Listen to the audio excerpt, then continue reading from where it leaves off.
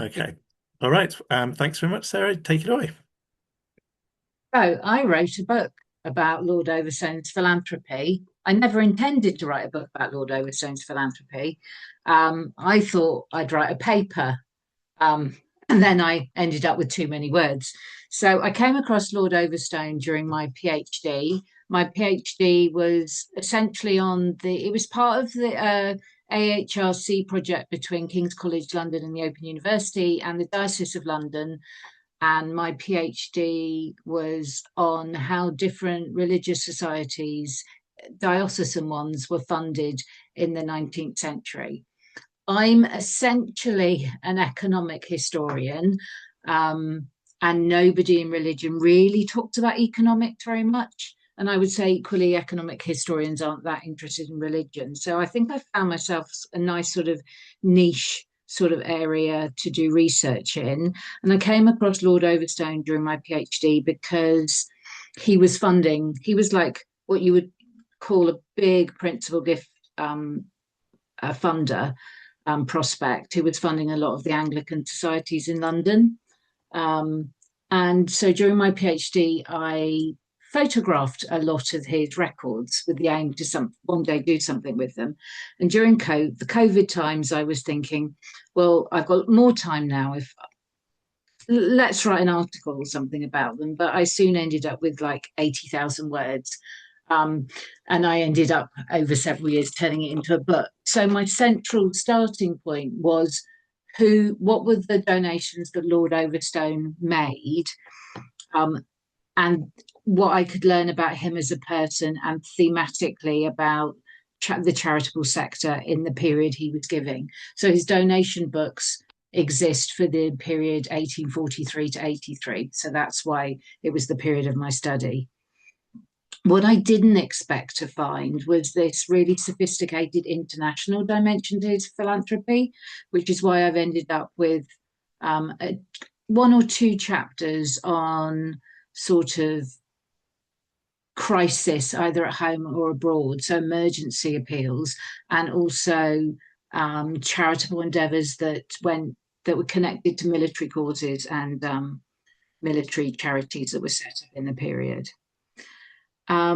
So to say something then about Lord Overstone, here he is. This lovely photo of him is by Julia Margaret Cameron, which some of you may have heard of. She's a very fated photographer. Samuel Loyd-Jones went to school, Eton, with Julia Margaret Cameron's husband, and had to give the family quite a lot of money during their lifetime when they moved from India to the Isle of Wight. And Samuel Jones Loyd, Lord Overstone, was quite critical of Julia Margaret Cameron and the amount of money she was wasting of the family household income on her silly hobby of photography. But as a thank you, she made him the Overstone album, which this photo is in, which is now in the Getty Museum in California.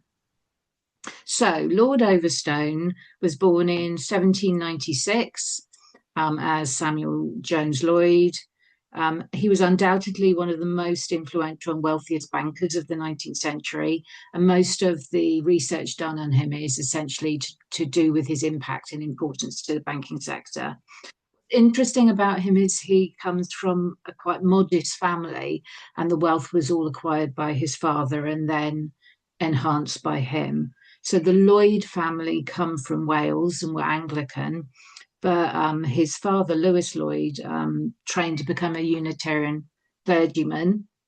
Unable to secure a ministry position in Wales, he applied for a role of supply preacher in Manchester, and this is where he met his wife-to-be, Sarah. On meeting Sarah, he abandoned his ministry, gave up the idea of being a clergyman, and joined the family banking firm that had been set up by Sarah's brothers.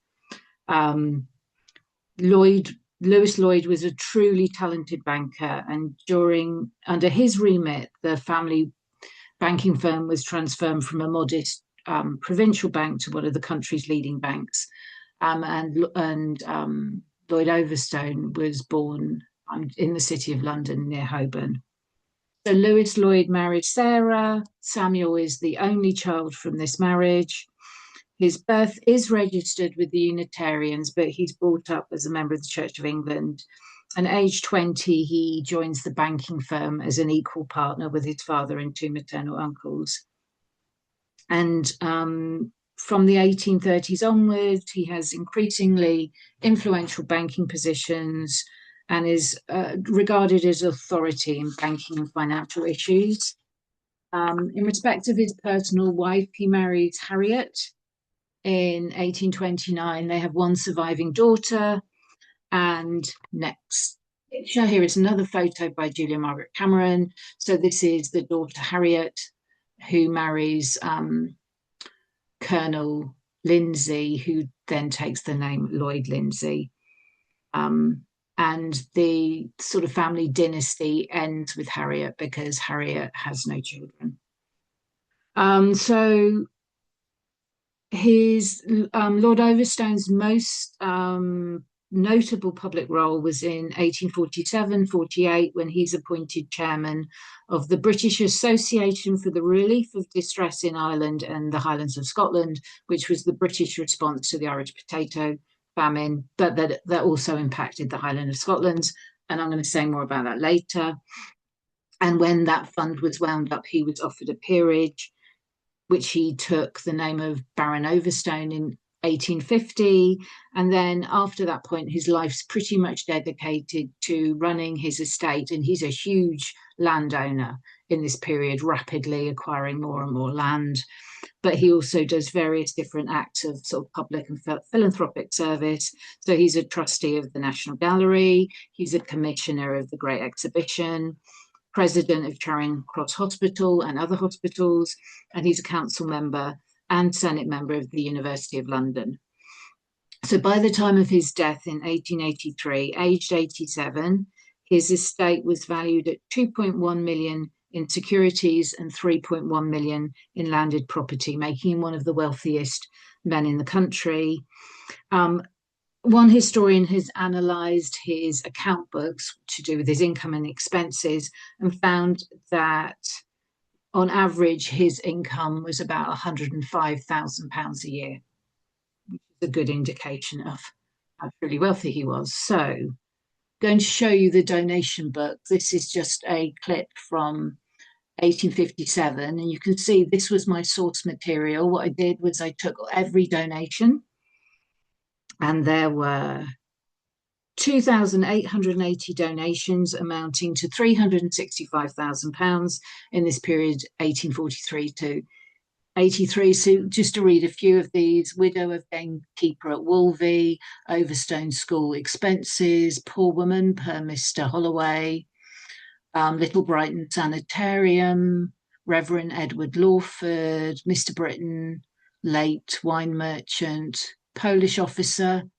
per Mr. Sandwith, Female Artist Institution, Charing Cross Hospital, Crosby School classes, Lancastrian schools in Manchester, the Coeur de Lion statue, which is the one by the Houses of Parliament, Chest Diseases Infirmary. So page after page of these sort of donations. The volume of his donations increased steadily throughout the decades, from approximately 50 donations a year in the 1850s, 80 per year in the 1860s, and 100 per year in the 1870s. And the peak year for donations in terms of volume was 1876 with 123 donations, and that was the year he had his 80th birthday. And in some of the years in the 1870s, in terms of expenditure of his income, philanthropy was about 30% of his expenditure. So as I said, what I was interested in is from this source material and the supplementary letters in the collection in Senate House, where the Loyd papers are held, what could I learn about Lord Overstone's motive for giving? Because many historians have said it's impossible to know why people give in the past for different causes. But I was also interested to see what they said about society at the time and what the principal causes were. So, for example, you can see different things impacting his giving. For example, the 1870 Elementary Education Act has, you can see a big flurry of donations for the national schools being established in that period. So now something about the international dimension of Lord Overstone's philanthropy, which, as I said at the start, was quite a surprise to me. So in the Victorian age, the British regarded themselves as the most philanthropic nation in the world, and this was the embodiment of their status as the wealthiest nation. And the special philanthropic character, either of the English or the British, depending on the quote, was often referenced in national newspapers. And you can see this quote here from the Times.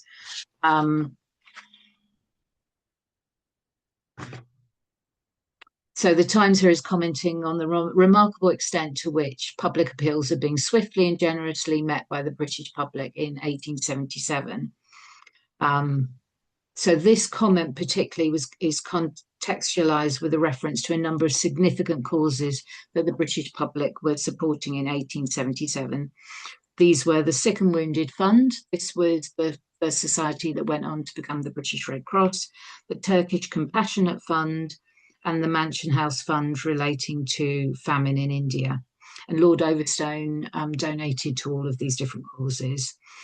The historian Sarah Roddy, who's one of the few people who's sort of written in this area, has highlighted that these fundraising campaigns for the relief of famine in India and the Turco-Russian War would dwarf, to quote her, dwarf contemporary fundraising success stories such as Band-Aid in 1984 when converted into contemporary currency.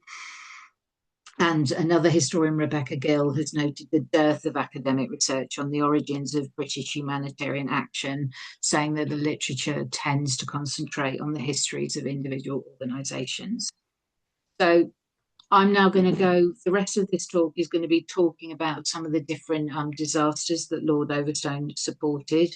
And these have quite a broad range from small, isolated, localised disasters, quite often weather related, and my examples here are weather related, or it could be a national famine, or it could be a refugee crisis caused by military events in continental Europe, or finally ending with the neutral medical services and battlefields.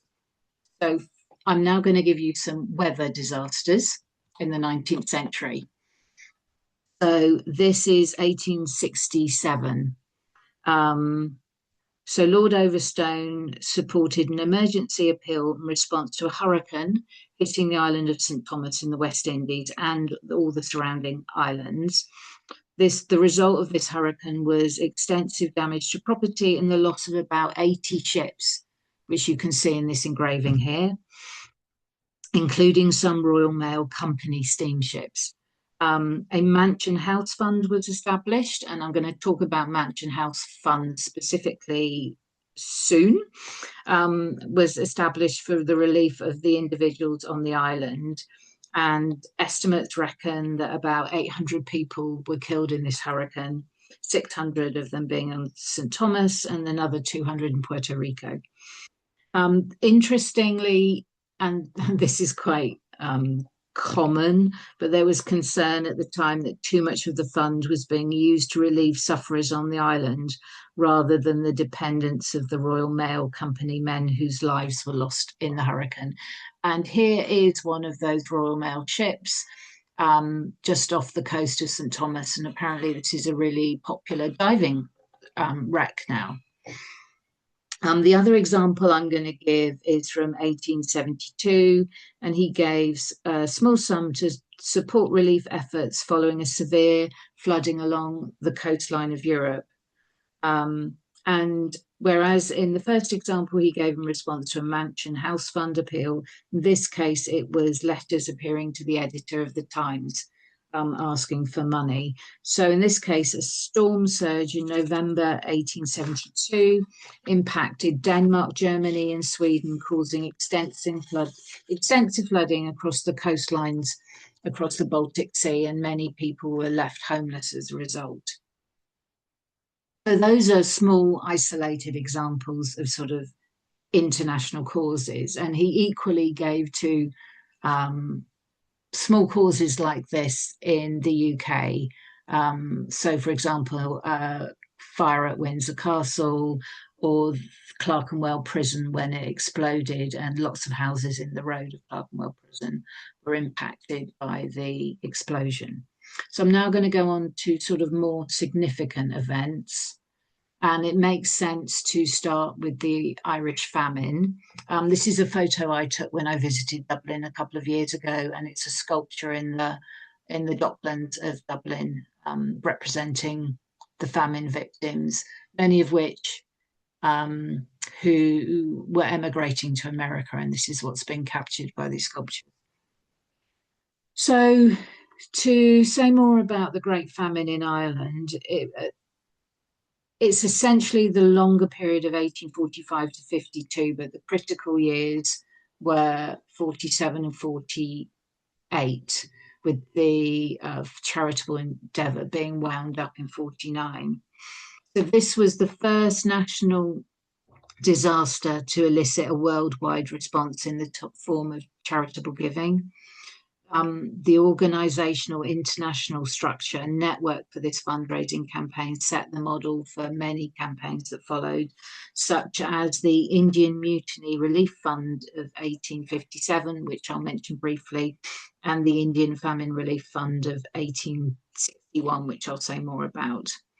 So between the censuses of 1841 and 51, in 1841, the population of Ireland stood at 8.2 million, and by 51, it had fallen to 6.5 million, due to a combination of death and emigration to America in particular. And recent estimates of mortality during the famine suggest that more than 1 million people died in this famine. So the potato blight was detected for the first time in August 45, but that was quite late in the season and only part of the crop was affected. But in 1846, it appeared very early in the season, 90% of the crop was lost. So on the 1st of January 1847, a group of bankers gathered together in the City of London to establish the British Association for the Relief of Distress in Ireland and the Highlands of Scotland, known with the shorter name of British Relief Association. And this meeting was held because of the coverage in the Times newspaper about the famine. And at that meeting, Lord Overstone, who at that time was still Jones Loyd, was appointed as chair, and the committee were all of his banking peers. Funds came in swiftly, and because I work as a fundraiser in my day-to-day job, I'm always mainly interested in funding methodology, and how the success of the infrastructure and how they raise the money and who from. So that's what I always tend to talk about more than the good works that were done, because it's always the economics of it that interests me the most. So funds came in swiftly, with Queen Victoria leading the subscription list with a £2,000 donation, further donations from all members of the royal family, and all of the bankers in that committee gave £1,000 each. So Lord Overstone, his firm gave £1,000, but he also gave numerous small donations himself. So at the committee's request, the Lord Mayor issued a circular to the chief magistrates of the provincial cities and boroughs of England and Wales. This was met with a positive response, and supportive fundraising meetings were held throughout the country. And in order to create a simple infrastructure for payments, subscription lists were opened at every bank. Likewise, contributions flooded in from abroad, and these are all quantified and listed in the annual report, particularly from New York and other sort of expat countries like, India or Australia. But, donations came in as well from countries like China, Egypt, South America, and South Africa. So there was absolutely a global response to this famine. Here is the final report, which sort of echoes the point that people have made about the quantity of funds that were being raised by these efforts. So let me tell you something about royal letters, because you might not have come across them. So a royal letter is an official instruction from the monarch for church collections to be held and house to house collections to be approved, to be directed towards a particular cause. They weren't commonly held. Some of the big religious organizations were allowed to have they were commanded to do a royal letter every sort of 1 in 3 years. So it's interesting that it was used in this circumstance for a emergency appeal. So the grand total, as I said, over £600,000, and it was a staggering success in terms of raising money. And the money was mainly spent on sending seed to Ireland, but also food to the school children.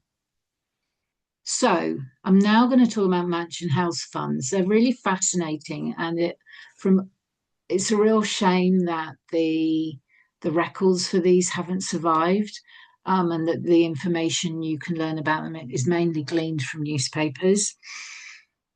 So Mansion House funds were sporadic in the 1860s, but become really regular from the 1870s onwards, almost like there is a crisis. The suitable response is for the Mayor of London to create a Mansion House fund. For example, one was created when the Titanic sunk, for example. So they're individually established by the Lord Mayor of London in relation to specific temporary crises and are named after his residence. It's not possible to definitively identify the first official Mansion House fund, but you can see that model of them is created for the Irish famine. You can see it's used again for the Indian Famine Relief Fund of 1861. And then you can see it also in the Indian Mutiny Relief Fund of 1857. I considered talking about the Indian Mutiny Relief Fund in this talk, but because the income was mainly directed to alleviate the suffering of British officers and their families, I decided I couldn't fit it in within the time frame. But the Indian Mutiny Relief Fund was established in 1857 to support British people suffering from an injury of property or person as a result of the Indian Rebellion in that year. It was a really personal cause for Lord Overstone because his cousin died in the Indian Rebellion, leaving that branch of his family without a male figurehead to bring in income to support the large family. So this is how Mansion House funds worked. So if the Lord Mayor of London felt there was sufficient interest in a cause, he would issue an appeal launching a fund that people could donate to.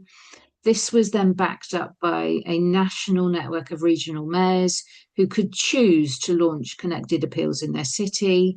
And at this local level, regional church and civic collections then return funds back to the Central London Fund. These funds were always very short, lasting maybe a few months, and they closed once they felt the campaign was completed or if people had stopped supporting them.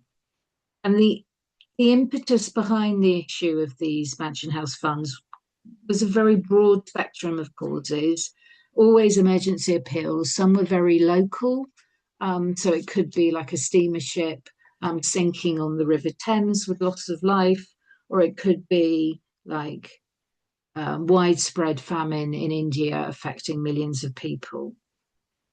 So in the latter half of the 19th century, the Mansion House Fund was the principal and trusted avenue for the British public to contribute to emergency humanitarian causes at home and abroad.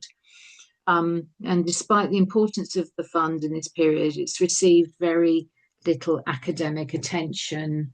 The one, and I'm going to hold up a book, is this great book, Charity Market and Humanitarianism in Britain, which is one of the few places that's written about Mansion House funds.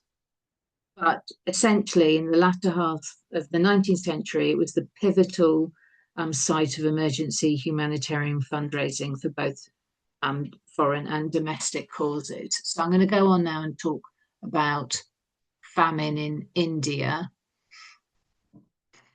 as the next sort of section of this talk. So in 1861, the northwest province of India experienced a famine caused by prolonged drought in the years of 1661. And this had been exacerbated by the disruption of the recent Indian rebellion 3 or 4 years earlier. The rebellion had halted all construction on the Ganges Canal, which was the region's main irrigation channel. Initially, the Lord Mayor believed there was insufficient interest to establish an appeal for this, but newspaper coverage soon generated enough attention, leading to the creation of the Indian Famine Relief Fund in March 61. The lead donors were Queen Victoria and Prince Albert, and Lord Overstone donated to this fund and was a committee member. Within a week, they'd raised enough money to send to India, £20,000, to relieve the starving population of India. And within 2 months, they'd raised over £70,000. And towards the end of the year, they'd raised £115,000 through this methodology. And it's estimated that 2 million people died in this famine. The famine in 1877 was even more serious.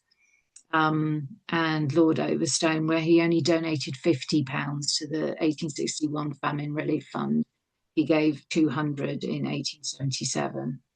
Now, this was a result of a catastrophic crop failure, again caused by prolonged drought, which affected the Madras and Bombay regions of India. And modern estimates calculate that the minimum of 5 million people died in this famine, but that it could easily be as high as 8 million people. So in this case, the Mansion House Famine Relief Fund was established in August 77 at the urgent request of the Governor of Madras. Within a week, £24,000 had been raised. Again, leading subscribers were Queen Victoria and the Prince of Wales. All of the banks donated £1,000 each. And to galvanise collecting across the country, communications were sent to all provincial mayors across the country. Clergy were encouraged to hold church collections, and communications were sent out to chief officials in Australia. Within 6 weeks, £250,000 had been raised. And by the end of the year, they'd raised £500,000, and the closing meeting of the fund in May 78 reported that £515,000 had been raised. So that sort of shows you the temporary nature of the funds, that between August 77 and May 78, £515,000 was sent to support people in India. So I'm now going to talk about European conflict through and aiding refugees caught up in conflict, which is another big area of his giving. And again, I only have time to give a couple of examples. So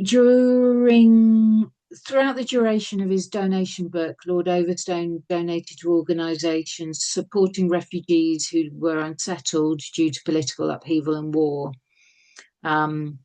In the latter half of the 19th century, relief funds became more commonplace, acting to distribute aid systematically and efficiently from a place of neutrality. And simultaneously, organised relief work emerged as a profession to aid those suffering from famine,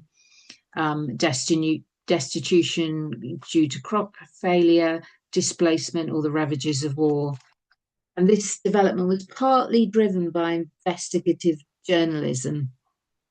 Journalists who kept disasters in the public spotlight, also the easing of military censorship, and the fact that many national newspapers now had foreign correspondents always on the ground in the region, which fueled that almost like daily update on the ground of what was happening. So sums recorded in his donation book can be connected to events regarding the French Revolution of 1848, the Milanese insurrection of 1843, the Crimean War 53 to 56, the Syrian Civil War of 1860 to 61, the long-running Russian Circassian War, which I'm going to give in a second as an example, the Schleswig-Holstein War of 1864, the Franco-Russian War of 1870-71, the Herzegovina Uprising of 1875, the Russian-Turkish War of 1877 to 78, and the Anglo-Egyptian War of 1882. So you can see that this huge upheaval on continental Europe at the time was severely impacting the lives of people, particularly causing refugee crises. And the British public were responding to that.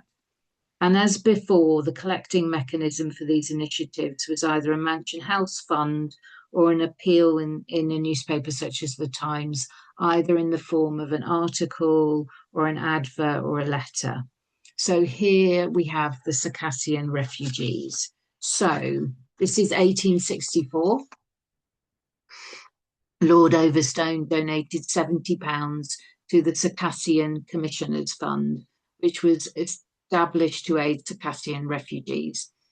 So Circassia was a small independent nation on the northeastern shore of the Black Sea, and it became part of Russia following its defeat at the end of the century-long Russian-Circassian War, which lasted from 1763 to 1864.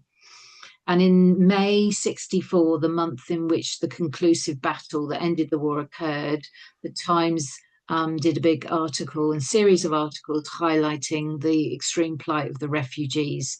And these articles were written by the Times's correspondent based in Constantinople. Over the course of hundreds of raids, the Russians drove the Circassians from their homeland and deported them to the Ottoman Empire. At least 600,000 people lost their lives to massacre, starvation, and the elements, while hundreds of thousands more were forced to leave their homeland. By 1864 and the conclusion of the war, three-quarters of the Circassian population had been killed, and the Circassians became the first stateless people in modern history. And the historian Walter Richmond has termed this event the Circassian Genocide.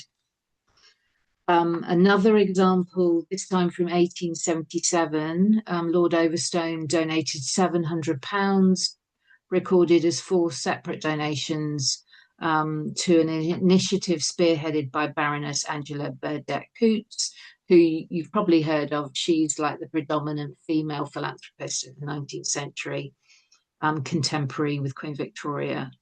The Turkish Compassionate Fund was launched by Burdett-Coutts in response to the plight of the Turkish refugees fleeing the atrocities of the Russo-Turkish War. And she launched her appeal to establish a compassionate fund for Turkish women and children with a personal donation of £1,000 in August 77. And she chose this title to underline the non-sectarian sympathies of the fund. The public responded rapidly, and quickly they'd raised 24,000 in funds and goods which were sent to Constantinople. The fund then continued, though, to raise very modest amounts of money and ran until June 1880 when it was wound up. And it was in Burdett-Coutts' obituary, it records that £30,000 was distributed to the starving peasantry via organisations such as hospitals, in the direct relief in the form of food, fuel, clothing and blankets. Now, the amount raised for this cause was quite modest because parallel organisations, which I will mention next, were also raising funds for the relief of the sick and wounded soldiers in relation to the same conflict. So I'm now going to go on to like my final category of Lord Overstone's support to international causes. And this is the Sick and Wounded Fund, which was for neutrality in war, that the people on the battlefields could receive medical treatment. And you can see here in this picture the ladies' committee sorting out all the items that they'd been sent in from the public that they then sent across to the battlefields. So Lord Overstone played a significant role in the management of the Sick and Wounded Fund, as well as contributing to the organisation financially. The society was established in response to the declaration of war between Prussia and France in 1870, and was formed under the rules laid down by the recently signed Geneva Convention of 1864, which offered immunity and care to sick and wounded soldiers and gave the caregivers in the battlefield the status of neutrality. The Geneva Convention, when it was signed in 1864, resulted in the formation of lots of national Red Cross societies in almost every European country except England. So Lord Overstone's son, Colonel Loyd-Lindsay, as soon as the war was declared, thought this was the perfect opportunity to set up a society that would become the British Red Cross. So in July 1870, a week after the declaration of war, the Times published a letter from him, and he kick-started the initiative with a personal donation of £1,000. Now, such was the blanket coverage of the war that after this initial correspondence, the society didn't need to publish any more appeals because the money just poured into the society. Throughout 1870 and 71, the newspapers covered the conflict daily in their pages, with 1 or 2 pages being covered by exclusives from their correspondence on the ground. So from the outset, the society had influential patrons and committee members. So alongside Loyd-Lindsay as chairman, Lord Overstone was active in the executive committee. Queen Victoria was patron, and the Prince of Wales was president. Within sort of 7 weeks, £30,000 had been raised, and 40 surgeons were at work on battlefields in France and Germany. By the middle of September, the society had expanded and 110 people were engaged. And of these, 62 were surgeons. There were nurses and there were agents as well, responsible for organising the French depot. And by the end of September, 200,000 had been raised. And by March 71, this had raised to nearly 300,000. Donations poured in from people all across the country, and this was very facilitated in this case by the infrastructure of military regiments. And additionally, the Archbishop of Canterbury appealed to all churches to hold church collections, and nearly 6,000 churches and parishes sent in funds to the society. So the ladies' committee here was run by Lord Overstone's daughter Harriet, and they oversaw the receipt, packaging and storage of provisions. Lord Overstone attended St Martin's in the Field Church in London, and all of this activity was going on in rooms at St Martin's in the Field Church. The membership of the Ladies' Committee was very high profile and had 3 princesses, 2 duchesses, a marchioness, a dowager marchioness, 8 countesses, and amongst the untitled ladies, Florence Nightingale. The society was flooded with in-kind donations such as bedding, clothing, disinfectant, surgical instruments, waterproof items, wine and spirit, and lots of sundry items such as candles, eating utensils, sewing materials, fuel, teapots, even a refrigerator. So 12,000 packages of donations were received, and the Ladies' Committee were required to sort, repackage, and store them all before they were sent to continental Europe. The society also offered its services to French and German hospitals. It established independent hospitals, formed ambulance units, sent medical supplies and surgical instruments. I guess what's different in terms of model with this society is they raised the money and also did the activity, whereas a lot of the other fundraising appeals were just to raise money to then pass them on to the people on the ground, and for that money to be dispersed by experts in that area. So this society went on, the Sick and Wounded Fund went on to utilise its surplus funds for future conflicts and continued to fundraise. In 1871, Loyd-Lindsay applied for the society to become a permanent institution, and in 1905 it was reconstituted as the British Red Cross. And Loyd-Lindsay received a peerage and became Lord Wantage and continued as chairman of the society until he died in 1901. So if we circle back now to Lord Overstone, this is a couple of years before he died. So I'll just say now some concluding remarks about Lord Overstone. So as a prominent and affluent individual, he had a social obligation to provide financial support to local, regional and national causes. As I've mentioned more than once, it was his support of international causes and the sophistication of the fundraising for those international causes very much surprised me. Lord Overstone's name was a valuable asset for charities to feature in their subscription lists, and he's quite often singled out in newspaper reports or adverts, charitable adverts, as a leading donor.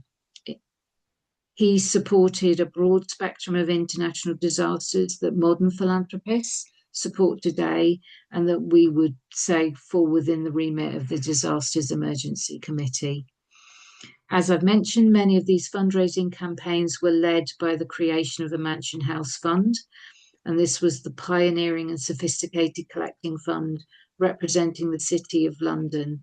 And as a prominent member of the City of London, Lord Overstone had a duty to financially support them. Many of his donations were prompted by appeals published in the Times, either in the form of a letter to the editor or as in response to a longer article or editorial piece. And quite often, circling back to the donation book that I showed you a picture of at the start, quite often you can see that the day he signs the check is the day that there's been a letter to the editor of the Times that he's personally responding to. And yes, I think that's where I'm going to end it, because a lot of his, until I wrote about Lord Overstone, everything that's been written about him has essentially been him as a banker. And my aim was to highlight a philanthropist in the 19th century that nobody had really heard of, and to try and find out about what motivated him and sort of the spectrum of causes that he gave to. So I'll stop there.